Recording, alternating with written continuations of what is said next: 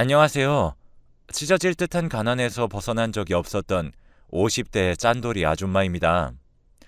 그렇다고 해서 제가 일을 안 하고 논다거나 게으른 성격은 절대 아닙니다.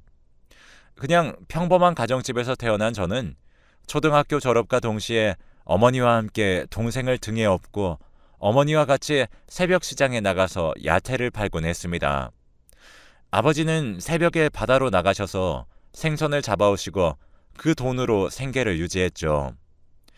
저는 그렇게 가난하다고 생각하지 않았지만 부모님은 항상 돈 때문에 싸우셨고 혹여나 부모님이 싸우시는 이야기를 듣고 동생이 설마 부정적인 생각을 하진 않을까라는 생각으로 동생의 귀를 막아주는 그러한 삶을 살아왔습니다. 아버지는 항상 술만 드시면 시비가 붙으셨고 어머니는 그로 인해 경찰서를 밥 먹듯이 들락날락거리는 신세를 지셨습니다. 그렇게 몇 년을 지내다가 아버지는 간암으로 돌아가시게 되었고 2년 뒤 어머니는 우울증으로 자신의 목숨을 끊으셨습니다. 그렇게 동생과 나 둘만 남게 되었을 때 정말 세상이 우리 가족을 버린 느낌이었습니다. 어머니가 돌아가셨을 땐 저의 나이가 20대 초반이었고 동생은 고등학생이었습니다.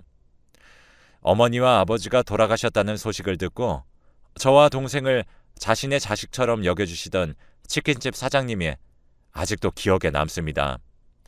나이대도 어머니보단 어리셔서 그냥 삼촌이라고 불렀고 아침과 점심 그리고 저녁까지 든든하게 잘 챙겨주셨습니다. 굳이 동생과 나를 챙겨주실 이유가 뭐가 있나 충분히 생각했지만 삼촌이 그냥 착한 것 외에는 그 어떠한 이유도 생각할 수 없었습니다. 그렇게 삼촌과 동생 그리고 저는 이 세상에 남은 사람이 세 사람이라고 해도 믿을 정도로 그 누구에게도 방해받지 않고 행복한 삶을 살았습니다. 그렇게 몇 년이 흐르면서 삼촌과의 인연은 더욱 깊어졌고 힘든 시절 동생과 저를 보살펴 주신 게 너무 고마워서 삼촌의 치킨집에서 은혜를 갚고자 열심히 일을 했습니다. 하루 이틀 정도 지나다 보니 어느덧 30대가 되어 있더라고요. 그러던 어느 날 제 휴대폰으로 갑자기 전화가 와서 받아보니 굵직한 목소리의 남자가 여기 경찰서인데요. 경찰서로 좀 와주세요. 라는 말을 듣고 대답도 못한 채 삼촌에게 경찰서 갔다 온다는 말만 남기고 일하던 복장 그대로 경찰서로 향했습니다.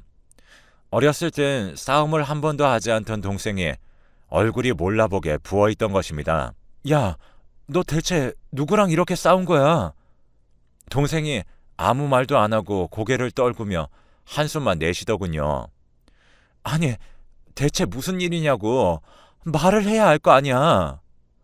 동생이 아무 말도 하지 않자 앞에 계시던 경찰관 한 분께서 제 동생이 도둑질을 했다는 말씀을 하시더라고요.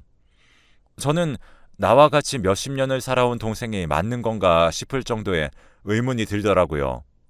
어떻게 해야 할지 앞길이 막막했습니다. 무슨 도둑질을 했나 했더니 아침에 일어나서 한 아파트 건물로 들어가서 현금을 가져갔다고 하더라고요. 정말 경찰의 이야기를 듣고 몇 달은 밤에 불면증에 시달렸습니다. 그러다가 갑자기 그 집 피해자 여성분이 경찰서로 도착하셨고 손이 발이 되도록 동생과 무릎을 꿇고 빌었습니다. 제발 용서해 주신다면 어떠한 것이든 다 하겠습니다. 말이 끝나기 무섭게 그 아가씨께서 몇 분을 조용히 계시더니 10분쯤 지났을까? 합의해 드릴 테니까 700만 원만 좀 줄래요? 원래 1000만 원으로 하려다가 이렇게 사과하시니 좀 줄여드린 거예요. 그런데 이게 통장에 70만 원도 없던 터라 정말 앞길이 막막했습니다. 동생과 저는 이 나이 먹도록 돈 한 푼 없었습니다. 아버지가 남기고 가신 도박빚을 갚느라 항상 빚독촉에 시달려야만 했었거든요. 그래서 아버지가 미웠습니다. 하지만 우리 가족의 가장이셨고 제가 가장 존경하는 우리 엄마가 사랑했던 사람이었으니까 그냥 내가 미워해서 뭐 하겠냐라는 생각을 갖고 살아가고 있습니다. 일단 그 피해 여성분에게 일주일의 시간만 달라고 그리고 연락처만 받고 다시 치킨집으로 일하러 들어갔습니다. 가게에 들어오자마자 삼촌이 놀란 표정으로 대체 무슨 일인데? 라는 말씀을 해주셨고, 상황 설명을 다 해드리자 삼촌께서 내가 그 700만 원 갚아줄게 라고 하셨습니다. 삼촌께는 괜찮다고 말씀드렸지만 정작 삼촌 아니었으면 제 동생은 교도소에 가야 할 상황이었기에 죄송하지만 또 삼촌에게 신세를 지고 말았습니다. 우리가 무슨 그냥 친한 사이냐? 이 정도는 뭐. 그 한마디가 너무 고마울 뿐이었습니다. 그리고 너무 충격적이었던 저는 동생에게 제발 못 배운 거 티 좀 내지 말라며 마음에도 없는 심한 말을 내뱉었지만 동생으로 인해서 피해를 받은 여성분을 생각하니 정말 죄송스럽기만 했습니다. 그렇게 충격적인 하루를 보내고 이제 평화로운 하루를 보내나 싶었던 찰나에 또 저에게 소개팅 제의가 들어왔습니다. 삼촌의 지인 중 저와 나이가 비슷한 카페 사장님이 있는데 한번 소개팅 해보는 건 어떠냐고 하시길래 딱히 연애 생각은 없었지만 흔쾌히 승낙을 하였습니다. 수요일 낮 12시쯤 분위기 좋은 파스타집에서 만난 카페 사장님과의 소개팅은 아주 성공적이었습니다. 제가 아프다고 하면 새벽인데도 집으로 찾아와 간호해주고 비가 오나 바람이 부나 언제나 늘 한결같이 무서운 밤길을 같이 걸어 집까지 데려다주고 아주 자상한 카페 사장님을 만나서 좋은 사람을 만나게 해준 삼촌한테 너무 고마웠어요. 그래서 치킨 가게 일도 소홀히 하지 않았고요. 무엇보다도 힘들 때 가장 가까이 가장 오래 함께했던 동생에게 미안해졌습니다. 그렇게 남의 집 도둑질을 할 때 정작 나는 뭐 하고 있었나, 동생이 그런 짓을 한 것이 오히려 제 탓 같아서 너무 심란했습니다. 그래서 동생과 오랜만에 단 둘이서 술 한잔을 기울였죠. 치킨집 일을 끝내고 집으로 가는 길에 동생과 편의점에 잠깐 들려서 맥주 3개, 소주 3병을 사고 진솔한 대화를 나누기 시작했어요. 기억이 잘 나진 않았지만 동생이 한 말이 너무 충격적이어서 그 말 한마디만 기억을 했습니다. 누나, 그거 내가 하고 싶어서 한 거 아니야. 라는 말과 함께 동생이 취해서 잠에 들어버렸습니다. 다음날 아침에 저는 동생이 어젯밤 술 취해서 이야기를 한 것이 대체 뭘 말하고 싶었던 것인지 예상이 되지 않자 동생이 일어나자마자 어제 대체 나에게 한 얘기가 무엇이냐고 따져 물었습니다. 그러자 동생은 기억 안 나는데? 내가 그런 얘기를 했다고? 라며 오히려 저에게 질문을 던졌습니다. 사실 동생이 그런 말을 하고 기억이 나지 않을 것이라는 건 예상은 했지만 전혀 찔려하는 것이 없어 보여서 그냥 제가 잘못 알아들은 건가 싶은 생각이 들어서 넘어갔습니다. 또 일상으로 돌아와 돈 벌기에 정신이 없었어요. 어느 날 제가 휴대폰을 떨궈서 제 전화를 사용 못하는 상황이 있었습니다. 결국 저는 당분간만 삼촌 휴대폰으로 전화 받을게 라는 말에 흔쾌히 허락해준 삼촌에게 고마운 마음으로 열심히 일을 하고 있었어요. 그러던 중 갑자기 동생의 전화번호로 문자가 오길래 삼촌이랑 둘이 따로 연락을 할 정도로 친한가 보다 라는 생각을 갖고 동생과의 문자 내용을 보게 되었습니다. 왜 항상 불길한 예감은 이렇게 적중하는 것일까요? 의미를 알 수 없는 이상한 숫자들로만 삼촌이 문자를 동생에게 전송을 했던 것입니다. 문자 내용에는 13-2.3 이라는 내용이 적혀져 있었습니다. 이렇게 삼촌이 문자를 전송하면 동생은 완료라는 단 2글자의 말을 남겼습니다. 물어보고 싶었던 것이 너무 많았지만 지금은 확실한 물증은 없고 저의 심증만이 있어서 어떠한 이야기도 못했어요. 제가 하나도 모르는 상태에서 섣불리 물어봤다가 진실이 더욱더 안 밝혀질 수 있겠다라는 생각으로 그냥 보고도 모른 척을 했습니다. 그렇게 오전과 오후 장사가 끝나고 삼촌은 저에게 너 혹시 문자 봤어? 라는 질문에 저는 무슨 문자? 아니 뭐 날라왔어? 라며 모른 척을 했습니다. 그 문자를 본 뒤 정확히 이틀 뒤 또 경찰서에서 저에게 연락이 왔습니다. 동생 때문에 또 와주셔야 된다고. 조금은 예상은 했지만 그 예상이 맞지 않길 바랬습니다. 동생분, 또 현금 훔쳤어요. 라는 말을 듣고 저는 정신이 멍해졌고 갑자기 며칠 전 동생과 삼촌의 문자 내용이 떠올랐습니다. 그리고 저는 동생에게 너 내 눈 똑바로 쳐다봐. 이거 누가 시킨 거지? 라는 질문을 했습니다.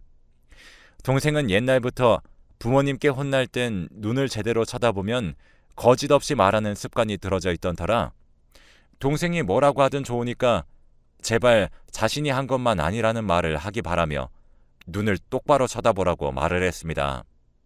그러자 동생이 사실 삼촌이 시켰어. 결국 저의 의심이 확신으로 바뀌는 순간이었고 몇 년 동안 동생 다음으로 가장 가까운 사람이라고 생각을 하게 해준 아주 고마운 삼촌이었는데 누군가가 망치로 제 뒤통수를 내려 찍는 듯한 기분이 들었습니다. 동생의 입에서 나온 저 말이 과연 사실인가를 확인하고 싶어서 바로 삼촌에게 전화를 걸었고 삼촌도 경찰서에 오셨습니다. 그러더니 제 동생의 얼굴을 보자마자 욕을 하더군요. 한 번도 본 적 없던 삼촌의 난폭한 모습을 보았습니다. 경찰의 질문에 내가 안 시켰다는 이야기를 반복하던 삼촌이 결국 진실을 말했습니다. 알고 보니 삼촌이 동생에게 보낸 그 문자의 비밀은 13-2는 번지수였고 잘못된 관념을 갖고 살아와 결국 지금의 범죄를 저지르게 된 것입니다. 동생은 그저 삼촌이 시키면 용돈을 준다는 이유로 그 돈 때문에 이러한 범죄를 저질렀던 것입니다.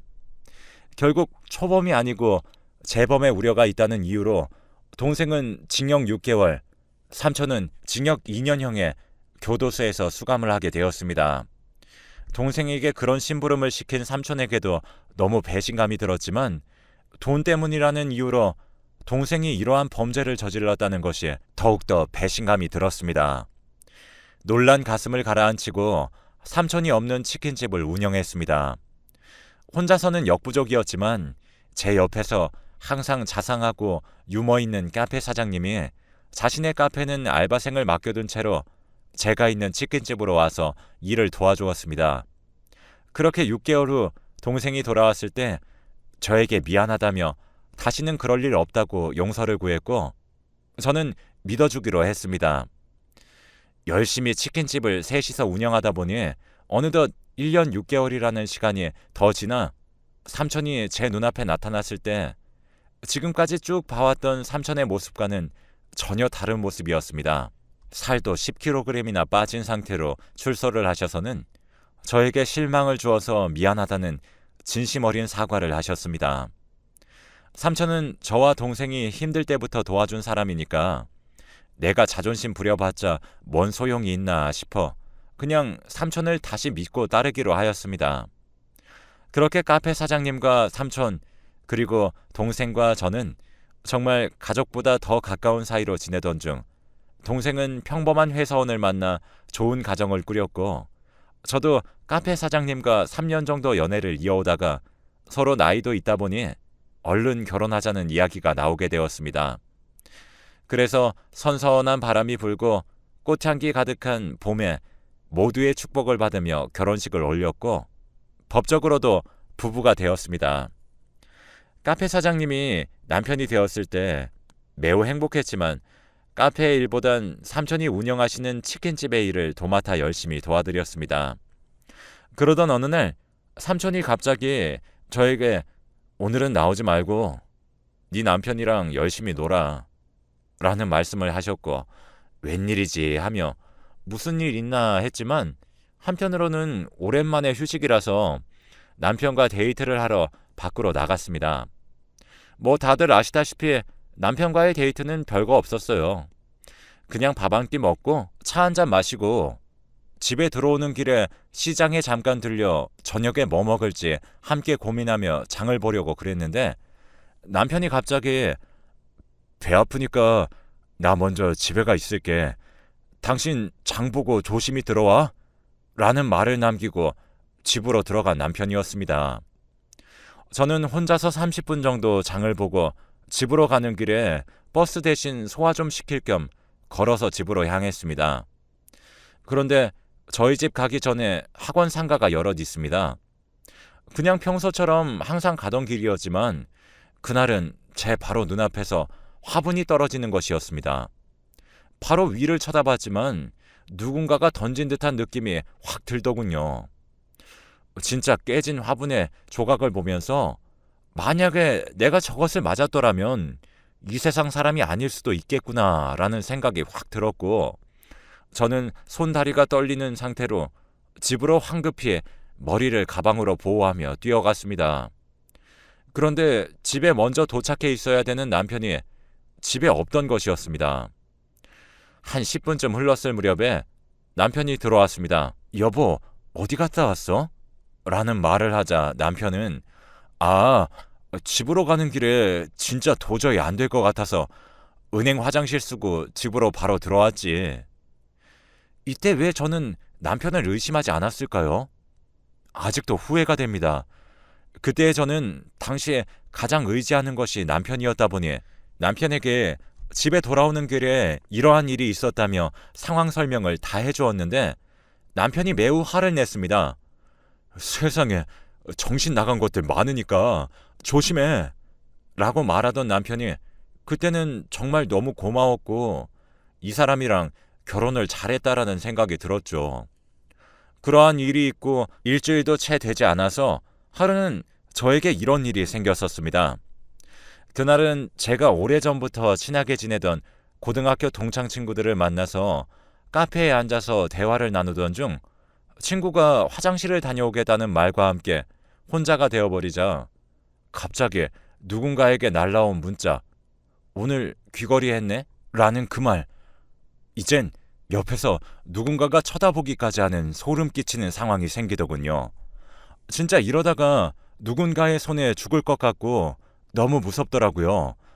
화장실에서 바로 나온 친구에게 오늘 컨디션이 안 좋아서 집에 먼저 좀 들어갈게. 미안해. 라는 말을 남기고 누군가에 쫓기듯이 집으로 들어왔습니다. 그리고 이번엔 일주일 정도 지났을 때였나? 남편이 이제 걸어다니는 것이 힘들지 않냐며 자전거 사줄까?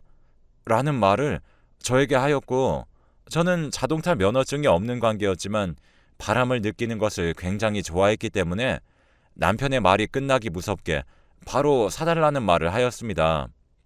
버스비도 절약하고 그냥 걸어다니기엔 심심하니까 아주 좋은 타이밍이라고 생각했습니다. 그래서 바로 쉬는 날 자전거를 사러 자전거 상점으로 갔고 아주 새 것으로 장만을 했습니다. 그런데 자전거를 산 지 한 달 정도가 지났을 무렵 지금까지 잠잠했던 저의 목숨을 노리는 것 같은 일들이 다시 시작되고 말았습니다. 저를 어디선가 지켜보는 듯한 문자는 또 시작되었고 이젠 이틀에 하루꼴로 보내기 시작을 하더군요. 그냥 무시하면 그만이겠거니 생각을 하고 치킨집으로 출근을 하기 위해서 자전거를 끌고 항상 다니던 길로 다녔습니다. 그런데 나무를 심기 위해서 자전거 전용 도로를 막아놓은 것입니다. 조금은 겁이 났지만 그날에는 차도 별로 없어서 차도로 용기 내어서 자전거를 타고 가는 길에 갑자기 뺑소니 사고가 일어나고 말았습니다. 원래 보통 사람 같으면 사람을 치고 확인을 하는 것이 맞을 텐데 이것은 분명히 그냥 사건이 아니구나를 직감했죠. 그래서 결국 다리뼈가 부러지고 전치 4주가 나왔고 입원을 해야 하는 상황이 되었습니다. 이번에는 구급차로 실려와서 남편에게 말할 겨를도 없이 경찰관 분들을 불러 신고를 했습니다. 그래서 경찰관 분들은 저희가 꼭 잡아드리겠습니다 라는 말씀을 하셨고 입원실을 나가시자마자 남편이 놀란 얼굴로 들어왔습니다. 대체 무슨 일이 있었던 거야? 역시 나를 진심으로 걱정해주는 사람은 우리 남편밖에 없구나 라는 생각을 했을 때 삼촌도 과일 한 박스를 들고 들어오시면서 괜찮아? 많이 다쳤어? 라는 말씀을 하셨습니다. 한동안 결혼 때문에 바빠서 제대로 얼굴도 못 보던 동생도 병문안을 와서 매우 놀라합니다. 그래서 저는 얼른 집에 가서 와이프나 놀아줘 라는 말을 하자 동생이 범인 누군지 잡으면 내가 진짜 가만 안 둬 라는 말을 하였고, 동생의 그 말이 얼마나 든든했던지 너무 고마울 따름이었습니다. 그렇게 치료와 검사를 받고 남편의 병간호를 받으며 2주 동안의 시간이 흘렀을 때 경찰관분이 입원실을 재방문을 해주셨습니다. 범인 잡혔습니다. 이야기를 들어보니 다행히 사고 난 지점 앞에 빵집이 있었는데 그 빵집 CCTV가 사고 지점을 찍고 있었다고 했습니다. 그래서 정말 다행이구나 라는 생각을 했고, 잠깐 경찰서로 가주셔야 될 것 같습니다 라고 그러셔서 범인이 대체 누구일까 라는 생각과 함께 남편이랑 경찰서로 향했습니다. 그런데 이미 경찰서에는 삼촌이 와 계셨습니다. 삼촌이 벌써 범인 때려잡으려고 일찍 도착한 거야? 그랬더니 삼촌은 아무런 말씀도 하지 않으셨습니다. 갑자기 형사 한 분께서 일어나셔서 제 남편에게 당신도 앉으세요 라는 말씀을 하셨습니다. 대체 이게 어떻게 된 상황인지 알 길이 없었습니다. 그래서 형사님께 물어봤죠. 제 남편이랑 삼촌이 뭐 잘못했나요? 라는 말을 건네자 형사님께서는 이 두 분이 범인이라고요. 정말 그때의 기분은 어떠한 말로도 표현할 수가 없었습니다. 어떻게 된 상황인지 이야기를 들어보니 충격적이었습니다. 애초부터 남편은 저의 보험금을 노리고 저와 같이 결혼을 한 것이라며 제가 죽으면 삼촌과 그 돈을 분배하려고 했던 것입니다. 삼촌은 그래서 저에게 그 사람을 소개시켜 준 것이었죠. 결국 뺑소니의 범인도 이상한 문자를 보낸 것도 화분을 떨고 나를 다치게 만들려고 그랬던 사람 모두 삼촌과 남편이 꾸민 짓이었습니다. 알고 보니 삼촌과 남편은 서로 아빠가 다른 형제였고 서류상으로는 남남으로 되어 있었던 것이었습니다.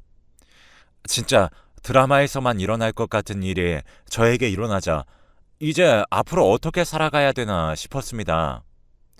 남편은 돈 때문에 일부러 결혼을 했지만 저를 죽이고 싶지 않아서 화분을 일부러 일찍 떨군 거라고 말을 합니다. 오히려 이 말에 고맙다고 반응을 해야 하는 건지 이걸 변명이라고 하는 것인지 정말 알다가도 모르겠더라고요. 무엇보다 제일 궁금한 것은 삼촌이 어떻게 나올까였습니다. 남편처럼 변명조차 안 하시고 아무런 말도 하지 않으시면서 저에게 계속 미안해라는 말만 하시던 삼촌이 정말 있던 정 없던 정 다 떨어지더라고요. 사람의 외로움을 이용하고 돈을 이용해서 사람들의 마음을 갖고 놀고 사람의 생명까지 앗아가려고 그랬던 삼촌이 정말 더 이상 보고 싶지도 않았습니다. 물론 그래서 저는 남편과 지금 이혼한 상태이고 그 동네를 떠나 새로운 곳으로 이사를 왔습니다. 동생과는 아직도 사이좋게 지내고 있고 삼촌과 남편의 이야기를 듣고서는 대성통곡을 하더군요. 그러면서 내가 못 지켜줘서 미안해 라는 말을 저에게 하는데 되려 제가 미안하더라고요. 하지만 저에게 제일 미안해해야 될 사람은 삼촌입니다. 역시 사람은 고쳐 쓰는 것이 아니라고 말을 합니다.